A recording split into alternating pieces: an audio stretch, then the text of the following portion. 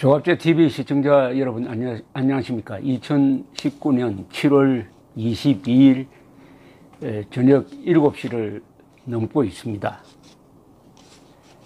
세계사 산책을 제가 주 1회 정도 하고 있습니다.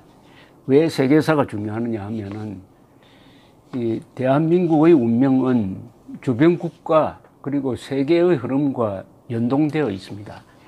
특히 대한민국은 저기 고립된 지역에 있는 것이 아니라 세계의 강대국들이 각축하는 그 동북아시아의 한복판에 있습니다.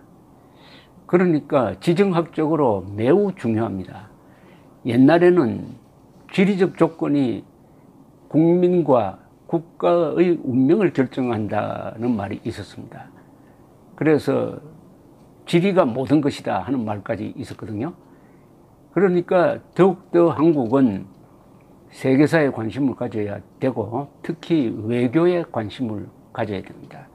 대한민국 역사상 흥한 나라는 외교로 흥했습니다.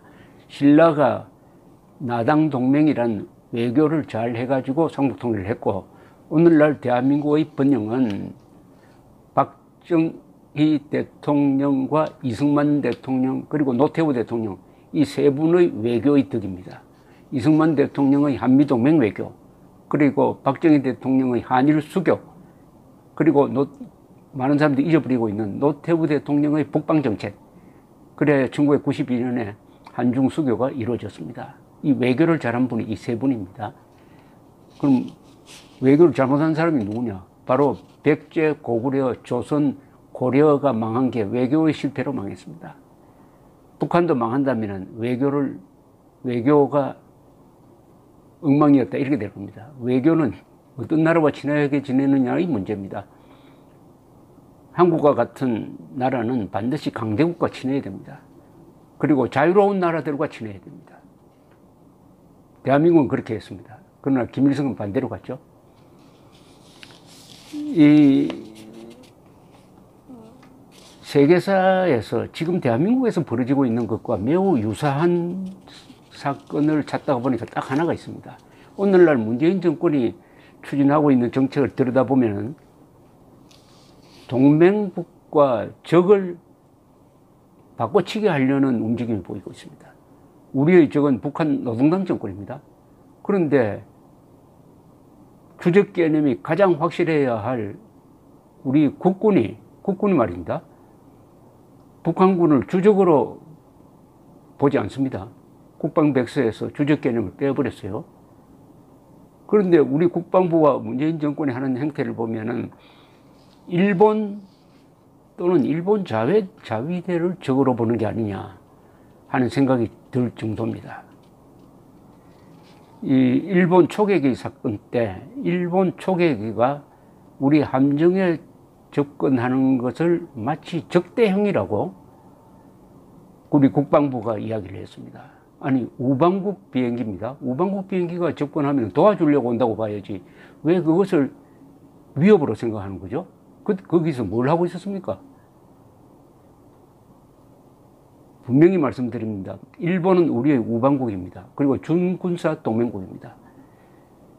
일본에 있는 7개 미군 기지, 해외 공군 기지는 북한군이 남침이 있을 때 한국에서 작전하는 미군을 도와주기 위해서 출동하는 비행기와 함정을 갖고 있습니다. 5만 7천 명이 주둔하고 있습니다. 유엔군 후방기지가 일본에 있습니다. 그 유엔군 후방기지를 제공하는 나라가 일본입니다. 그러면 그 일본을 적으로 보면 되겠습니까? 핵무장한 북한군, 그 핵무기를 가지고 대한민국을 공산화시키겠다는 북한 노동당을 주적으로 보지 않으면은 그 나라가 망하지 않을까요? 따라서 북한군을 적으로 보지 않고 일본을 적으로 보는 것 같은, 아니 상당히 나간, 드디어 조국 수석이라는 이는 아베 정부를 편들면은 이적행위다. 아베와 싸우는 문재인 정권을 지지하지 않으면 친일파다, 이적이다 이렇게 부릅니다. 이 조국 씨의 이야기를 들어보면은 이 문재인 정권은 그 내부에서는 일본을 적으로 보기로 결의한 게 아니냐 생각이 듭니다. 그러니까 제가 적과 동맹국을 바꿔치기 한 사례를 제가 역사 속에서 찾다가 하나를 발견해서 그걸 좀 소개를 해드리려고 합니다. 이 러시아에 대제라는 이름이 붙는 사람이 두 사람입니다. 표터르 1세죠. 표터르 대제, 그리고 에카테리나 대제. 영어로, 우리는 학교에서 배울 때 영어로 배워가지고 피터 더 그레이트, 바로 페테르부르크를 만든 분이죠. 러시아를 서구화한 분입니다. 그리고 에카테리나 대제는 캐서린 더 그레이트라고 했습니다. 캐서린 더 그레이트. 영어가 뭐 에카테리나 대제라고 했습니다. 에카테리나 대제는 뭐 쉽게 말하면 에르미타주 박물관을 미술관을 만들고 러시아 영토를 흑해 쪽으로 확장한 아주 영명한 계명군주였습니다. 그런데 이 두 사람과 다 연관되는 그 한복판에 있는 사람입니다. 이 표터르 대제 다음에 황제가 된 사람이 표터르 3세입니다. 표터르 3세 이야기를 하겠습니다. 이 표터르 3세의 족보를 보면은 어머니는 누구냐 하면은 표터르 3세의 어머니는 앤인데, 앤은 표터르 대제의 딸이었습니다. 이 표터르 대제의 딸이 또 한 사람이 있었어요. 그 사람이 엘리자베스였습니다. 엘리자베스. 이 엘리자베스가 여성입니다만 쿠데타를 통해서 황제가 되는 사람입니다. 엘리자베스 다음에 설명이 또 뒤에 나오겠습니다만 에카테리나 대제도 여자인데도 쿠데타로 해가지고 황제가 되어서 정치를 잘 했습니다. 그러면은 표터르 3세의 아버지는 누구냐 하면은 이 아버지가 아주 흥미로운 사람인데 표터르 대제와 아주 지독하게 싸웠던 사람이 한 사람이 있어요. 그것은 스웨덴 왕이었습니다. 스웨덴 왕 칼 12세입니다. 칼 12세인데 이 유럽에서는 왕실끼리 결혼을 합니다. 그러니까 아주 복잡하게 섞여버립니다. 이 칼 12세의 여동생을 어머니로 둔 칼 프리드리히가 지금부터 말씀드리려고 하는 표터르 3세의 아버지가 됩니다. 그런데 이 표터르 3세의 어머니와 아버지는 결혼했는데 어디를 다스렸느냐 하면은 덴마크령, 지금은 덴마크령 홀스타인이라는 지역이 있습니다. 거기서 공작이었어요. 공작이는 나중에 결혼을 잘하면 왕도 되고 황제도 됩니다. 공작이었는데 일찍 죽었습니다. 이 표터르 3세의 어머니와 아버지가 일찍 죽고 표터르 3세는 어린 시절 그 독일 사람들로부터 교육을 받았어요. 가정교사가 독일 사람들이었습니다. 그러니까 독일 말은 할 줄 아는데 어머니가 쓰던 러시아 말을 할 줄 몰랐어요. 이 말이 중요합니다. 어릴 때부터 독일 교육을 받다가 보니까 그때 독일에는 프러시아도 있고 오스트리아도 있는데 프러시아에 프리드리히 2세, 이 사람은 또 프리드리히 대제라고 부르죠. 대왕이라고 부릅니다. 이거 황제가 아니니까 대왕으로 불리는 아주 유명한 군사적 천재죠. 그 사람을 존경하게 되었습니다. 독일어권에서 가장 존경받는 사람이 프러시아를 지금 강국으로 만들려고 하는 프리드리히 2세였습니다. 히틀러도 존경한 사람 중에서 나폴레옹과 프리드리히 2세가 들어갑니다. 이 사람을 마음속으로 아주 흠모하게 되었습니다. 자, 그러다가 무슨 일이 벌어지느냐 하면은 1761년 12월 25일에 쿠데타로 집권했던 러시아의 엘리자베스 여자 황제입니다. 황제가 죽어요. 죽고 누가 등극을 하느냐, 황제가 되느냐, 바로 표트르 3세가 황제가 됩니다. 이 표트르 3세는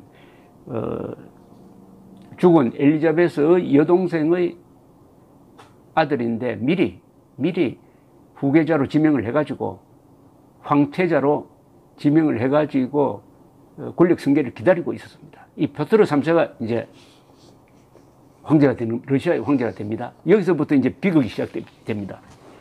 이 표트르 3세는 이미 그때 결혼을 했어요. 독일 여자인 에카트리나와 결혼을 한 상태였는데 이 정신이 좀 오락가락했습니다. 표트르 3세는 어릴 때부터 결손 가정에서 어머니와 아버지를 일찍 여의고 엄격한 독일 장교들의 교육을 받다가 보니까 이게 정신적으로 좀 불안정한 상태가 되었습니다. 그래서 아주 멋진 에카트리나와 결혼을 했는데도 이 바람을 막 피웠어요. 그러니까 에카트리나도 맞바람을 피워가지고 근위병 장교하고 동침하고 해가지고 거기에 아이까지 낳았어요. 그러나 러시아 궁전은 그런까지 눈 감아주고 무엇보다도 아이를 낳아야 권력이 스무스하게 계승된다는 그런 계산으로 그걸 다 눈 감아 주었습니다. 자, 표트르 3세가 이제 황제가 되었는데 이때 유럽에서 무슨 전쟁이 벌어지고 있었느냐? 바로 7년 전쟁이 벌어지고 있었습니다. 7년 전쟁. 지금 폴란드 영토에 있는 실레지아의 영유권을 두고 프러시아와 오스트리아가 싸웁니다. 프러시아와 오스트리아. 유럽의 여러 나라가 여기에 줄을 섭니다. 프러시아 편에 서는 대표적인 나라가 바로 영국입니다. 그리고 오스트리아 편에 서는 대표적인 나라가 프랑스와 러시아였어요. 그런데 이 전쟁은 유럽에만 국한되는 게 아니라 식민지에서도 싸웁니다. 즉 아메리카 대륙에서 프랑스와 북미에서 프랑스와 영국이 싸웁니다. 인도에서도 그렇게 됩니다. 이 세계전쟁이 되어버렸습니다. 그런데 1761년쯤 되면은 러시아가 코나로 몰립니다. 베를린이 점령당하고 그다음에 프리드리히 2세는 항복을 준비를 합니다. 항복을 준비를 해요. 이때 바로 엘리자베스 황제가 죽고 표트르 3세가 황제가 되었는데 이 표트르 3세가 그때 나이가 한 30대였을 겁니다. 표트르 3세가 갑자기 동맹국과 적국을 바꿔버립니다. 아까 말씀드렸죠. 이 표트르 3세는 어릴 때부터 프리드리히 2세, 프러시아의 프리드리히 2세를 흠모하는 정도가 아니라 막 숭배하는 사람이니까 황제가 되니까 갑자기 다 이긴 전쟁을 바꿔버립니다. 그러니까 프러시아의 마지막 목을 죄기 위해서 딱 포위를 하고 있던 러시아 군대에 명령을 내려가지고 휴전하라 해놓고는 평화협정을 맺어버립니다. 평화협정. 요새 우리 한국에서도 평화협정 하죠. 평화협정 잘못 맺다가 어떻게 되는지 이게 좋은 예입니다. 그래서 프러시아와 러시아가 평화협정을 맺고 한 걸음 더 나가서 표트르 3세는 러시아 군대의 지휘권을 프리드리히 2세에게 넘겨버립니다. 그러니까 이건 단순하게 평화협정을 맺는 게 아니라 적과 동지가 반대가 되어버리는 거죠. 적군 지휘를 받도록 만듭니다. 러시아 군대를. 그것도 다 이긴 전쟁을. 이게 뭐 져서 항복했으면 몰라도 지금 한국에서 벌어지고 있는 거에 비교한다면은 이미 남북한의 체제 경쟁에서 다 이겼는데 대한민국 국군을 북한군 밑으로 집어넣는 거하고 비슷한 겁니다.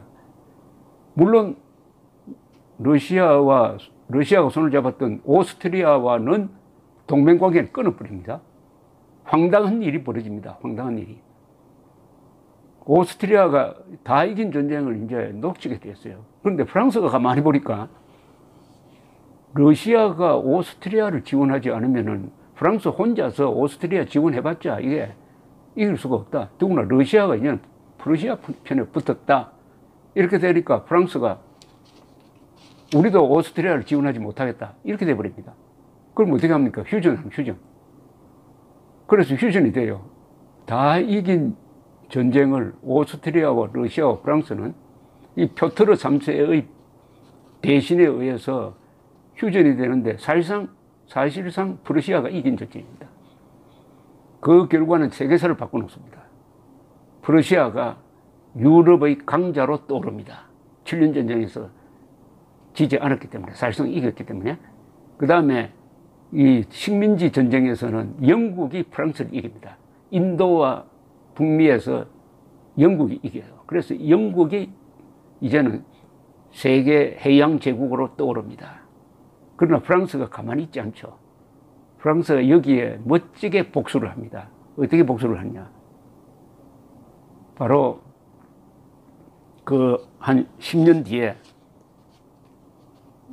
워싱턴 장군이 지휘하는 미국의 독립전쟁이 일어납니다. 독립전쟁이 일어났을 때 루이 16세, 프랑스 루이 16세는 군대를 한 2만 명 보내가지고 독립군을 뒀습니다. 워싱턴 장군을 도와가지고 거기서 이기도록 만듭니다. 그래서 복수를 합니다. 미국의 독립은 프랑스의 도움이 없었으면 불가능했습니다. 프랑스가 왜 도왔느냐? 7년 전쟁 때의 복수였죠. 자, 이렇게 하니까 표트르 3세는 이 정도에 그치는 게 아닙니다. 이 적장이었죠. 프리드리히 2세에게 편지를 써가지고 이렇게 고백을 합니다. 나는 러시아 황제하는 것보다는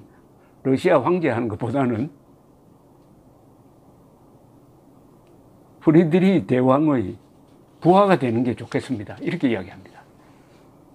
예, 근데 한국에 어떤 대통령이 있다고 그럽시다. 대통령이 김정은한테 편지를 써가지고 나는 대한민국 대통령 하는 것보다는 김정은 부하가 되겠습니다. 라는 편지 쓰는 거하고 또 마찬가지입니다. 뭐 그럴 대통령이 있겠습니까만은 비유를 하면은 이 정도에 그치는 게 아닙니다. 표트르 3세의 프러시아 존경심은 군사제도, 군복 이런 것까지 프러시아로 바꿔버립니다. 군인들은 이 복장에 예민합니다. 군인들은 군사 문화의 핵심이 이 복장입니다. 그리고 제도입니다. 이걸 프러시아로 바꾼다는 것은 러시아의 장교들에게 그야말로 치욕적인 것이죠. 러시아 군대도 그때는 이미 강군이 되어가지고 프러시아를 옥죄고 있을 정도로 컸는데 이게 뭐냐 이래 된 거죠. 이게 뭐냐. 러시아 군대가 북방의 강자였던 스웨덴을 무찌르고 18세기에는 북방에서는 이제 패권을 쥐었습니다. 이제 유럽의 중앙무대에 진출하려고 하는데 이게 우리가 프러시아보다 못한 게 뭐냐. 특히 근위병들이 속이 부글부글 끓었습니다. 표트르 3세는 여기서 끝나지 않았어요. 러시아 정교를 탄압을 하려고 합니다. 러시아 정교가 토착 종교죠. 이 프러시아는 원래 이 개신교가 강해가지고 이 표트르 3세가 또 개신교 편을 들고 러시아 정교를 억압한다. 이렇게 되니까 러시아 사람들도 표트르 3세를 이상하게 봅니다. 결정적인 것은 그 부인인 에카테리나 부인을 내쫓으려고 해요. 이런 여러 가지 상황이 모여가지고 이때 표트르 3세가 결정적인 또 실수를 하나 해요. 덴마크에 선전포고를 합니다. 덴마크 무슨 이 땅 문제로 덴마크하고 싸울 이유가 없는데 프러시아와 싸워야 하는데 덴마크와 싸우겠다는 거예요. 요새 한국에 비교하면은 북한군과 싸워가지고 아니면 북한군을 견제를 해가지고 자유통일을 해야 되는데 우방국인 미국이나 일본과 싸우려고 하는 거하고 마찬가지입니다. 그래가지고 군대를 지휘해가지고 출정을 합니다. 페테르부르크를 비워요. 페테르부르크를 비우고 출정한 사이에 근위병이 에카테리나 2세, 나중에 에카테리나 2세가 돼, 그때는 이제 황비죠. 를 모시고 쿠데타를 합니다. 그게 1762년이었습니다. 1762년. 그래서 민심을 다 잃고 군으로부터도 원망의 대상이 되었던 표트르 3세 황제를 포로로 잡아버립니다. 포로 잡아가지고 어디에 연금시킵니다. 그 며칠 뒤에 지키고 있던 장교들이 표트르 3세를 죽여버렸습니다. 에카테리나 2세가 지시를 했느냐 안 했느냐는 지금도 미스테리인데 어쨌든 이렇게 비명 행사를 하고 말았습니다. 러시아로서는 다행스럽게 표트르 3세 이상한 적군과 우군을 바꿔치기 한 이 표트르 3세를 젖히고 황제가 된 이 에카테리나 2세는 그 뒤에 30여 년 동안 집권하면서 정치를 잘 했습니다. 결혼을 하지 않았어요. 그러나 애인이 한 10명 이상일 정도로 공식적인 애인입니다. 애인도 많았고 이 인생을 즐긴 사람이기도 하고 무엇보다도 예술에 대한 취향이 깊어가지고 저 프랑스를 통해서 미술품을 막 수집을 해가 에르미타주 미술관, 지금 그 질은 뭐 젖혀놓더라도 소장된 미술품의 수로는 페테르부르크에 있는 에르미타주 미술관이 세계에서 가장 큽니다. 그 말고도 수많은 건축물 등 해가지고 아주 러시아를 유럽의 강자로 만든 사람이었습니다. 이런 일화가 있습니다. 1945년 4월 히틀러는 몰리고 있습니다. 소련군과 연합군이 동서로 압박해 오고 있었습니다. 베를린의 방카에서 기적이 일어나기를 바랐습니다. 기적이. 왜냐? 프리드리히 2세도 7년 전쟁 때 자기처럼 코로나로 몰렸다가 러시아의 엘리자베스 황제가 죽고 표트르 3세가 등장해가지고 기사회상이 했듯이 그런 기적을 바랐습니다. 그러다가 아주 좋은 소식 하나 들어왔어요. 뭐냐? 루즈벨트 대통령이 죽었다. 이러니까 야, 브란덴부르크의 기적이 일어났다. 이렇게 해서 아주 즐거워하는 그런 장면이 있습니다.